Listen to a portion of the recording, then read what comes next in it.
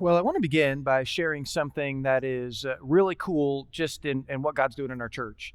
Last week, in all of our services, we did what we called Change a Life.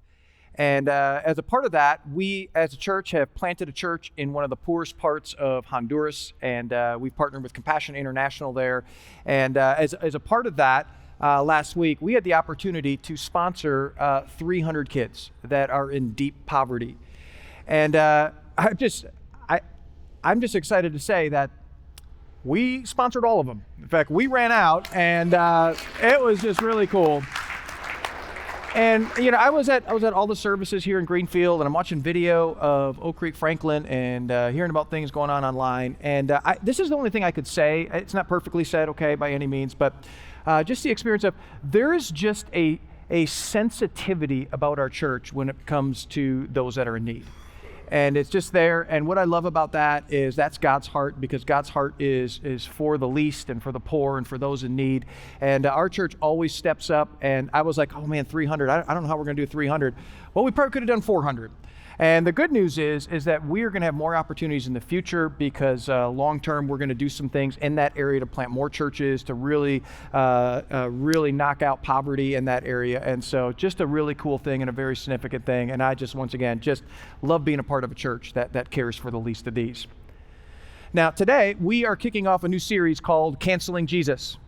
And we all know what cancel culture is. Cancel culture started as a response to when celebrities and corporations, they would say or do things that people deemed as offensive or unacceptable. And it was more than just a boycott of things. It was just this idea of, we're now going to treat you as you no longer exist. And now it's grown into a response that people have when they disagree with someone. And so it's like, you vote this way, or you believe this, or you said that. I'm now going to treat you as you no longer exist. I recently heard that there was actually a movement a couple years ago to cancel one of my childhood heroes, the Cookie Monster. And the reason why there's a move to cancel him is because they wanted him to eat more fruit, and he wouldn't talk about fruit. And so they wanted to turn him into the fruit monster. And I want you to imagine this. Imagine Cookie just trying to jack a bunch of apples down his throat, and see how that would have worked. But now cancel culture is normal. It's a part of our culture. It's a normal part of our culture. It's like, you agree with me, we're good, and you don't agree with me, well, now I'm going to treat you as if you don't exist. Our series is called Canceling Jesus. And I would bet that most of us aren't thinking of canceling Jesus altogether. But the reality is that for many of us, we take many of the principles of cancel culture and we apply them to Jesus. And here's how we do this. If Jesus says something that we agree with, that it already aligns with how we are living our lives, we're good. But if he doesn't, and we don't agree with it and we don't like it, we either ignore it altogether, or what we do is we justify why it doesn't apply to our lives today. And so we might not cancel Jesus permanently, but we cancel Jesus partially. Now, let me tell you why this matters. A couple weeks ago, I was at the gym, and I was looking to just start a new cardio exercise, because I wanted to lose more weight and wanted to improve my cardio and all that stuff. And there's a couple guys at the gym that they kept telling me to do the stair stepper. Here's the stair stepper right there. And let me just tell you something. I hate that thing. I really do. I hate that thing. And I hate it for a lot of reasons, but the main reason I hate it is because it's much harder than what I was currently doing for cardio. And I liked what I was doing for cardio. I was comfortable with what I was doing for cardio. So I'm like, I'm not going to do it. I'm not going to do it. I'm not going to do that. And then one of the guys just said, listen, here's what you need to do. You just need to start real short time-wise, and then just over time, just slowly kind of bump it up, and it'll be okay. So I'm like, all right. So I go there the next day and I do it, and I still hated it. I'll be really honest with you. But I said, okay, I'm going to give it 5 times. And so after the 5th time, I was like, hey, to be honest, I kind of like this. Because I started to see some improvement, and my time was going up, my speed was going up. It was actually helping me in my runs throughout the week, and so I kept doing it. Here's the thing. In working out, many times, the things that are the most challenging, that are most uncomfortable, that are most difficult, they are the very things that lead to growth and breakthrough when it comes to our health and fitness. And here's what we need to know. The same thing applies to following Jesus. And so here's what we're going to do for this series. For this series, we are going to look at some of the most challenging teachings of Jesus that most of us have canceled because of the challenge of them. And we're hoping, and our goal for the series is that we're going to go from canceling to follow, because I believe that through these teachings, that there is growth and breakthrough that is waiting to happen. Because all of these teachings will help us love, look, and live like Jesus, which is the ultimate goal in following Jesus. And so here's what I'm going to ask. If you're a follower of Jesus, I want you to approach this series with a posture of openness. I want you to be open to actually applying some of the teachings of Jesus that maybe in the past you haven't been very open to. And here's why this is important. Partially following Jesus, which is what that is actually not following Jesus. And when we think partially following Jesus is, what we're really doing is we're not following Jesus. We are trying to get Jesus to follow us. And here's the thing, that never works because he never will. Now, if you're not a Jesus follower, here's what I want to encourage you to do. As we go through this series, I want to encourage you to try and apply some of these teachings. Now, some of you're going to walk through this and you're going to go, Mark, that is crazy. And you know what? That is a normal reaction to this. But I just want you to apply these teachings to your life and see what God does. Now, today, we're going to kick it off by doing a deep dive into one of the most challenging teachings of Jesus that I would bet that almost all of us here have heard before. And on a macro level, as we look at our world and all the division and hate and war, we look at it and we go, oh yeah, this is so needed right now in our world today. But then we back it down to a personal level. And as we back this down to a personal level, for many of us, we go, yeah, that's great macro-wise, but personally, I'm canceling this one for sure when it comes to this. Now, this teaching is actually found as a part of the longest message that Jesus ever gave, called the Sermon on the Mount. Here's the situation. The Jews were under Roman captivity at the time, which was beyond horrible for them. You see, the Romans wreaked havoc on every part of their life. They taxed the Jews 80 or 90%. Can you imagine that tax rate? Food was scarce. The economy was awful. The Romans kept stealing their real estate. And day after day, they would butt up against the oppression of the Romans, oppressive physically and oppressive psychologically. And so as you can imagine, the Jews had deep hatred for the Romans. And they waited day after day for the day that God would step in and he would fight back on their behalf. Well, enter Jesus. And Jesus, everywhere he went at this point, he is like Taylor Swift coming into Kansas City Chiefs Stadium. I mean, he is attracting a crowd and there's a buzz about him. But instead of him talking about God stepping in and fighting back, he talks about something that was not only very uncomfortable for all of them, but it also made them very angry. Here's what Jesus said. He said, "You've heard that it was said, love your neighbor." Now, Jesus is actually quoting a passage in the Old Testament from the book of Leviticus. And this was a very important passage for Jesus because on multiple occasions, he talks about the greatest command in the Bible. And he says, okay, the first one is love God with all yourself. And the second one is just as equal. And then he quotes this passage from Leviticus, love your neighbor as yourself. Now, one of the things that Jesus would constantly do when he would teach is he was constantly redefining who their neighbor was. Now, for the Jews, their neighbor was exclusive. It was, we love only Jews. And so if someone is not a Jew, not our people, not our tribe, we don't have to love them. But here's how Jesus would constantly define neighbor. A neighbor was anyone, Jew, non-Jew, anyone who is near you. And then he says this. He says, you heard I said, love your neighbor and hate your enemy. Interestingly enough, this part actually wasn't in the Bible. Jesus was addressing something that had become a part of their culture. In other words, this was their version of cancel culture. And then Jesus says this. He says, but I tell you, in other words, here's what this really means. Love your enemies. Now, enemy and enemies, we don't speak in that language someday. You don't walk around and go, my enemy is, okay? We don't usually do that, but the idea of an enemy is very much a part of our lingo. And here's what an enemy is. An enemy is just anyone who is directly opposed to what you're about. Your enemy might be an ex or a sibling, might be a friend who is no longer a friend, might be a neighbor, might be a boss. Your enemy might not be an individual. It might be a group or groups of people. Your enemy might be a political party. Your enemy might be people who live in a different country or are a different skin color or who don't agree with you on certain issues. Your enemy might be people who work in certain professions, or your enemy might be Vikings and Bear fans. I mean, they're kind of like all your enemies as far as that's concerned. Now, here's the thing. Jesus says love your enemies. And if we're honest, our initial reaction is to cancel him on this. Because here's what we would say instead of what Jesus says. Here's what we would say. We would say, but I tell you, fight back against your enemies. Hey, speak out. Get even. Settle the score. Make them pay. And listen, I get this because I think the same way. I'm a fighter.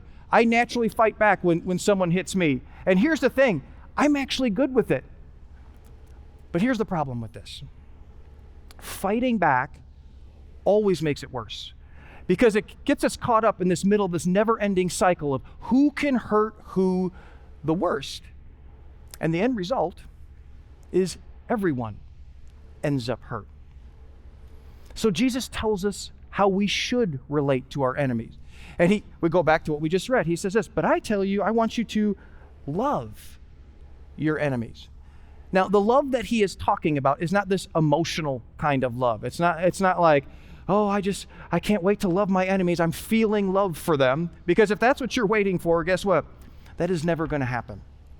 The love that Jesus is talking about refers to an action, that you look at that other person and you want what's best for them, and your actions respond in a way that is best for them, even at a high cost to you.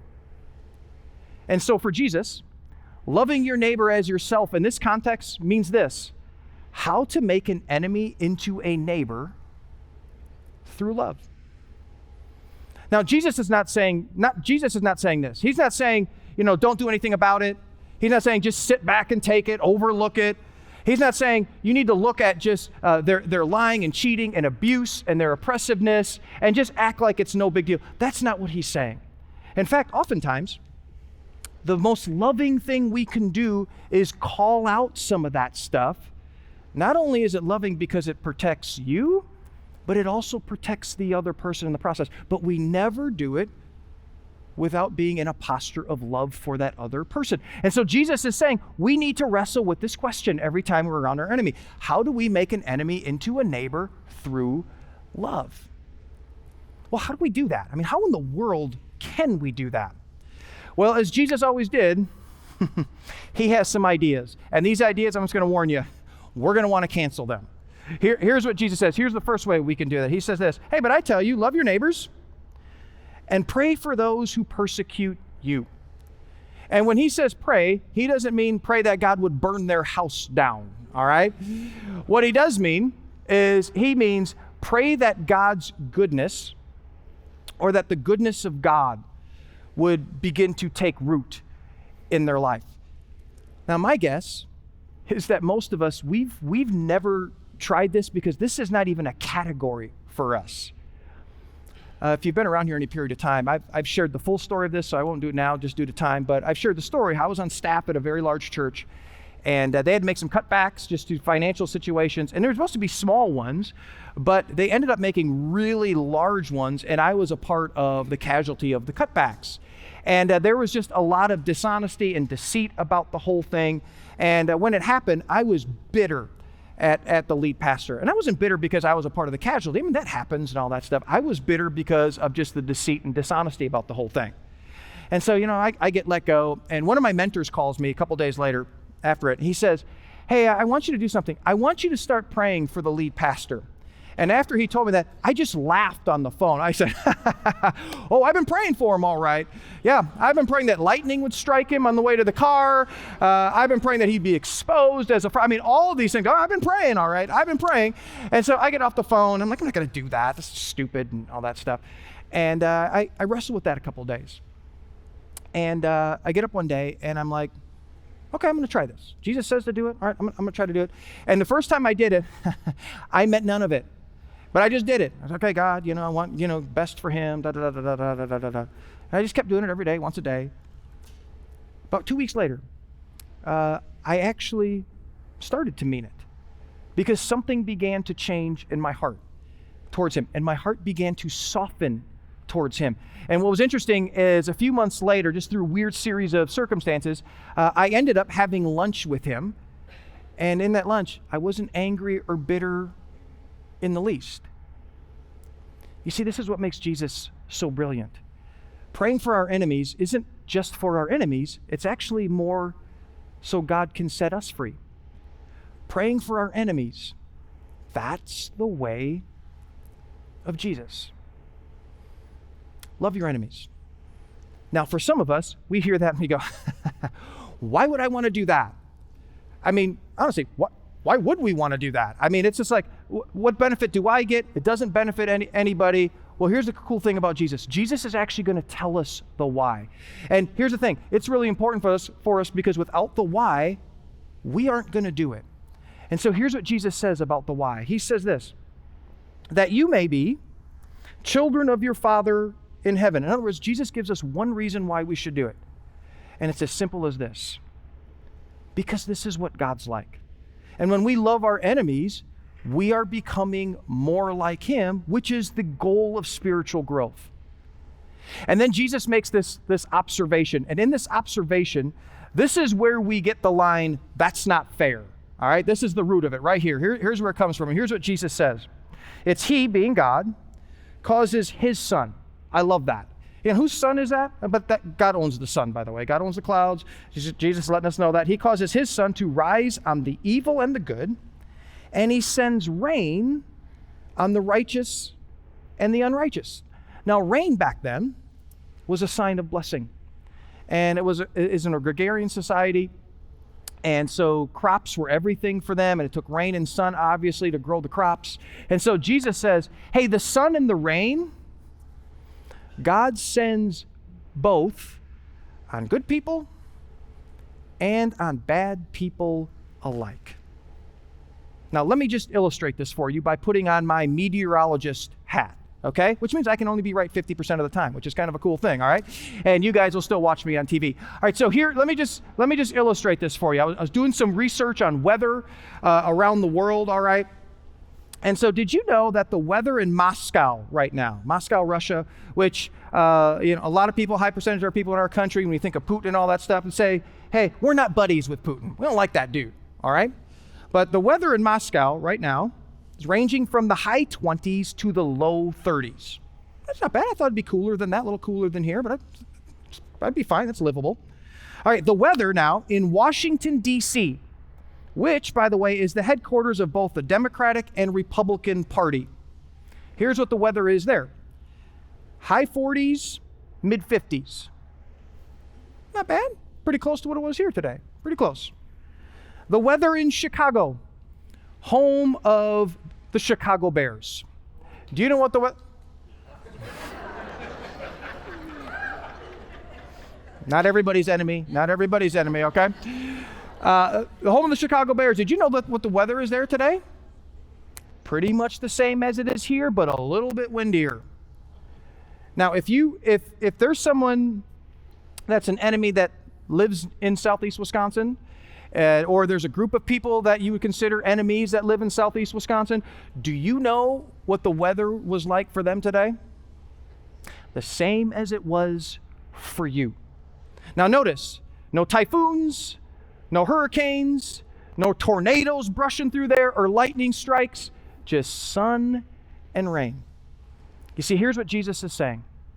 Every time the sun goes up and the rain goes down, that's a sign that God is loving his enemies and your enemies. In other words, God is the ultimate enemy lover. And when we love our enemies, we draw closer to God because we reflect his heart. Now, if that's not enough to kind of go, Jesus, I don't know. I'm thinking of canceling you right there. That's a lot. As Jesus always can, he's not done. He's got another idea. And I'm telling you, this idea right here, very few people do this. Here's what Jesus says. He says, well, if you love those who love you, what reward implied from God will you get? Are not even the tax collectors doing that? And if you greet only your own people, and I love that because, that's our tendency. These are my people. This is my tribe. We're alike. Okay, this is our tendency. And if you greet your own people, what are you doing more than others? Do not even the pagans do that?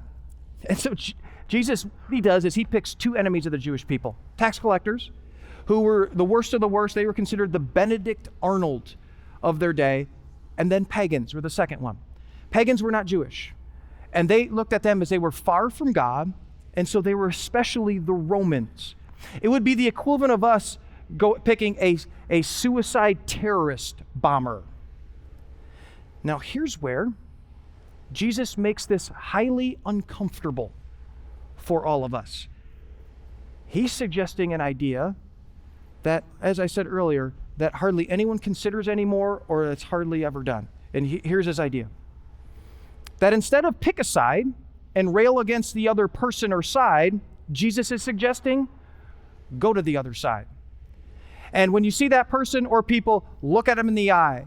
Implication, you start a conversation. Maybe have coffee with them. Maybe even start a relationship with that person.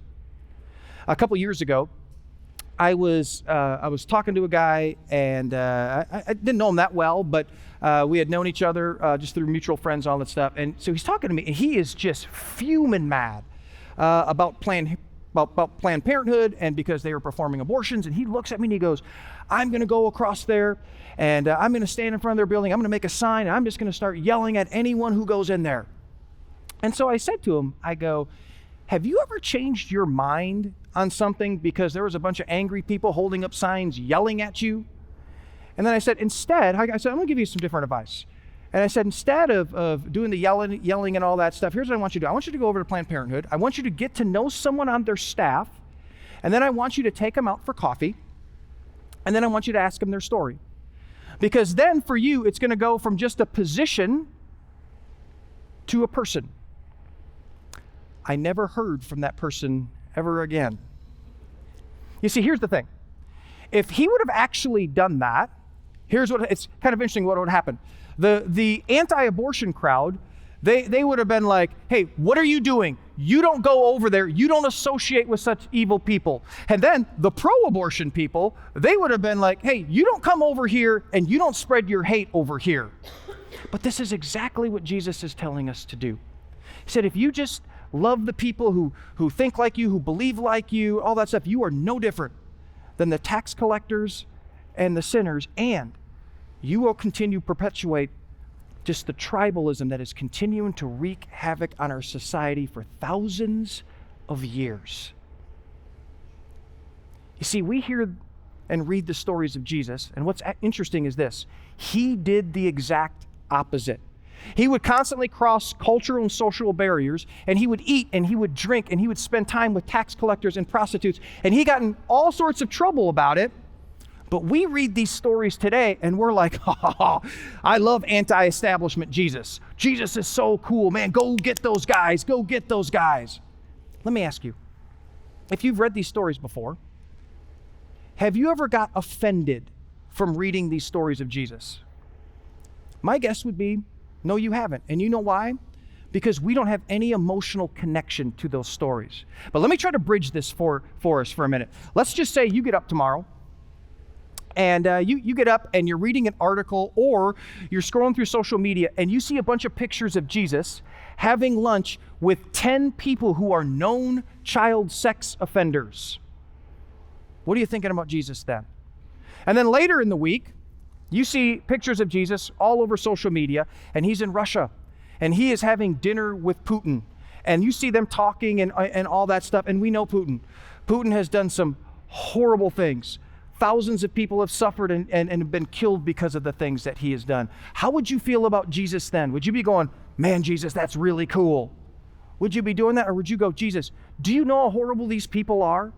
You know, you don't eat with people like this. You give them what they deserve. How many of you, if you saw Jesus doing this time and time again, how many of you would go, I'm thinking of maybe canceling Jesus altogether? Now, please hear me.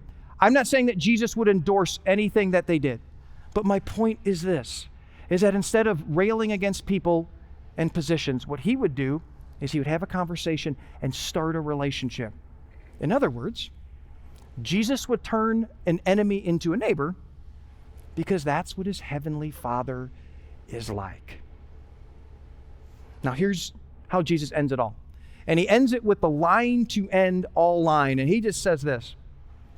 He says, be perfect, therefore, as your heavenly Father is perfect. So be perfect. Now everybody, go and do likewise this week. Let me pray. No, I mean, we hear perfect and we're like, Jesus, that's impossible. Well, here's what the word perfect means. The word perfect means mature or complete. In other words, Jesus is saying that our ultimate goal for following him is to grow into the kind of person, to mature into the kind of person who is like God. And think about it. That's what the word godly means. It means godlike. If you want to know, if you're a Jesus follower, if you want to know or know a litmus test for how mature your faith is, Jesus gives it to us. And here's what it is. Where do you stand in relationship to your enemy? That the more you take steps to love your enemy, the more mature you are. The less you do, the less mature you are. Because for Jesus, the greatest litmus test is always love. Now, we hear this, kind of love your enemies and all that stuff, and the world we live in and all the stuff going on. And here's what we wrestle with. Okay, that's back then. Can this actually work in the real world today? And let me just give you an answer. Yes, it can. And here's how I know. Because if you're a Jesus follower, it worked on you. That's your story. Listen to the Apostle Paul, what he does with Jesus's words here. And he takes Jesus's words and he writes this passage in the book of Romans. And here's what he says. He says, but God demonstrates his own what? Love. There's that word. For us, that while we were still sinners.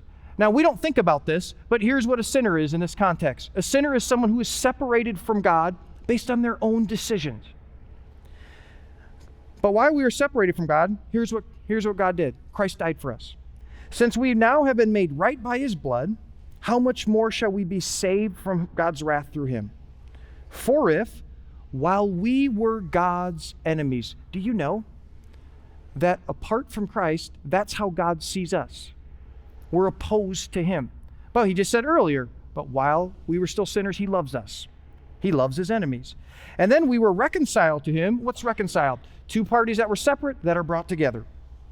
To him through the death of his son, how much more, having been reconciled, shall we be saved through his life? Does it work? Yes, it works.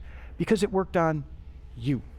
And it's why Jesus wants us to love our enemies, because the same story of redemption and healing that God did in your life is the same story he wants to write in your enemy's life.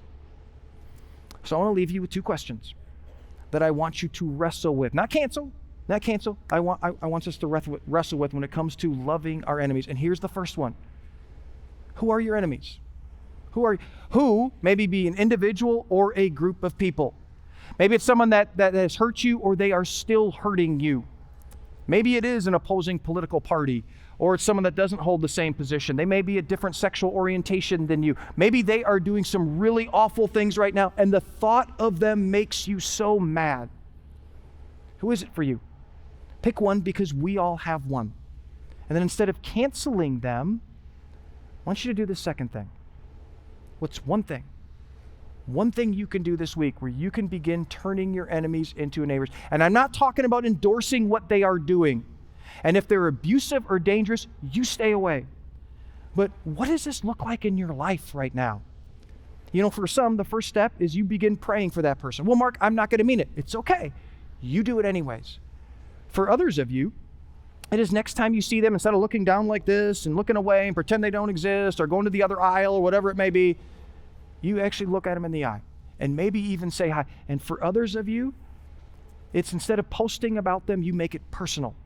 Maybe asking them out for coffee and just asking their story and just listening and not saying anything in response. Love your enemies. Now, that's just week one. Aren't we excited? That's just week one when it comes to canceling Jesus. Now, I know for some of you, you're like, oh man, I may have to sit this series out because this is some tough stuff. A few weeks ago, I was heading to the gym. And I have this routine when I go to the gym. And so I'm at home, and what I do is I put on my gym clothes on first, put my shirt on, shorts, usually put a sweatshirt on. On this particular day, it was really cold out, so I put some sweatpants on over my shorts. And then I drive to the gym, and I get there, and I put on my work clothes in the locker. And then I take off my sweatshirt, I take off the sweatpants, put my shoes back on, and then I put my earplugs in, and because I'm listening to some podcasts, and then I head out to the gym. And so I do all that. I'm walking out, and I'm 2 steps before leaving the locker room and getting into the gym, and I think to myself, oh man, do I have my phone with me? And I go like this to check, and I look down, and I had never put gym shorts on at home. I was 2 steps from walking out in my underwear in front of a couple hundred people, and I didn't even know it. As you think about this series, I want to encourage you to go on this journey, because I really believe it's going to change your relationship with God. It's going to change your relationship with others. And for many of us, we're going to discover a freedom and a healing, much like me and almost walking out gym floor, that you don't even know it yet. All because instead of canceling Jesus, you had the courage to follow him. Let me pray for us. Father, as we think about this idea of loving our enemies, and it's more than just be nice. God, this is wanting what's best for them and then actually doing what's best for them. This is doing things like praying for them. This is like looking at them in the eyes. This is developing relationships in places that we don't want to develop relationships. This is resisting the urge to just treat someone like they don't exist anymore, because that's what culture does. But your calling is higher and it's better. And I pray, Father, this week that we would have the courage to not only identify one of our enemies or enemies, but we'd have the courage to take the next step. And that's do one thing that shows love for our enemy, that turns our enemy into a neighbor. Father, we acknowledge just everything in us doesn't want to do it. We acknowledge that we do want to cancel. So God, I pray that your Spirit would just move our hearts, would open up those opportunities this week, man. God, they'd be so clear that you are going, I want you to do this. I want you to do this. And then we would do it. God, what does that mean? I don't know. But I pray that there would just be some healing and some freedom experience because of it. We thank you for the call of Jesus, which is so different and so much better and so counterintuitive. God, would you help us to step into that? And we pray this in your name. Amen.